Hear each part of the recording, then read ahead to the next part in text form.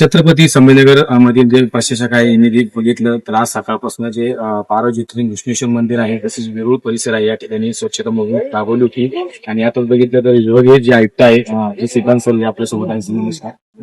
आज आपण जी हा स्वच्छता मोहीम वेरूळ परिसरामध्ये राबवली आहे काय सांग.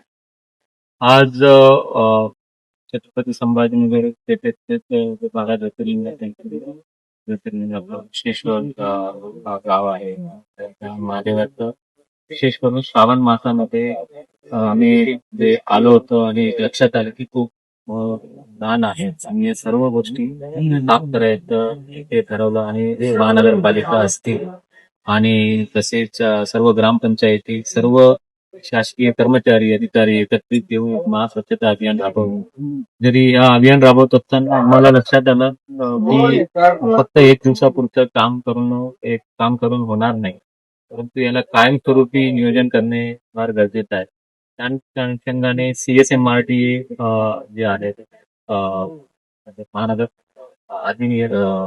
CSMRT प्राधिकरण आहे, प्राधिकरण सुद्धा याच्यामध्ये हातभार लावणार आहे.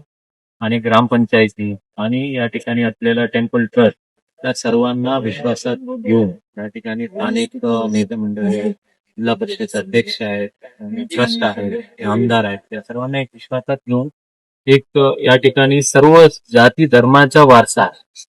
कारण इथं बौद्ध लेणी पण आहे आणि कैलास मंदिर पण आहे, तसेच महादेवाचं ज्योतिर्लिंग आहे आणि जैन धर्मियांचं पण आहे आणि जवळच खुलदाबाद. सो हे सर्व धर्मांचा एक समभाव असलेलं एक ठिकाण म्हणजे या वेरूळ या सर्व परिसर. हे सर्व स्वच्छ राहायला पाहिजे. जागतिक देश विदेशातून येणारे सर्व लोकांनी एक हेवा वाटले स्वच्छ कृष्णेश्वर, स्वच्छ वेरूळ परिसर हे असण्याचं आमच्या मनात आहे. त्या अनुषंगाने आम्ही जवळपास 1.5-2 तास सर्व अधिकारी वगैरे आम्ही बसलो. एक चांगला सुझाव आला. नक्कीच येणारे महाशिवरात्रीपर्यंत एक चांगला बदललेला रूप या त्याच्यासाठी तर आपण सकाळपासून 7:30 वाजल्यापासून जिल्ह्याचे जे सन्माननीय जिल्हा परिषद अध्यक्ष, महानगरपालिकेचे महापौर, माननीय आमदार आणि विभागीय आयुक्त, कलेक्टर, CEO कोण नाहीये. आणि आम्ही सर्व या श्रावण मासामध्ये आता आम्ही दर्शन घेतले नाही, कारण आम्हाला दर्शन म्हणजे हे साफसफाईचं स्वच्छता ठेवण्याचेच आम्हाला तिथंच आम्हाला महादेव, कारण काय कवे कैलास हे आमचं हेच काम आहे. महादेवाला तुम्ही मला सेवा करायची तर स्वच्छतामध्ये सेवा करा. आज आम्ही फक्त एक दिवस श्रमदान केलं, त्याच्यातून होणार नाही, याला कायमस्वरूपी नियोजन होतं.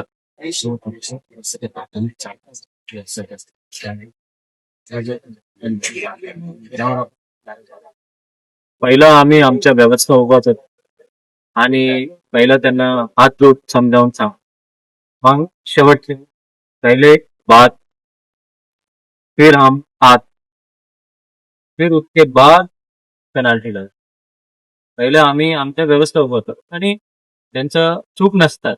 बरेच वेळा ते हॉटेल व्यावसायिक असते किंवा कारण आम्ही बघितलं किती घंटा गाडी आहे, किती कर्मचारी आहे, त्यासाठी आम्ही जर व्यवस्था उभा नाही केली, ते आता व्यवस्थाच नाही, यावर व्यवस्था उभा केल्यानंतर पहिला आम्ही 10 वेळा समजावून 11 वेळा पेनाल्टी.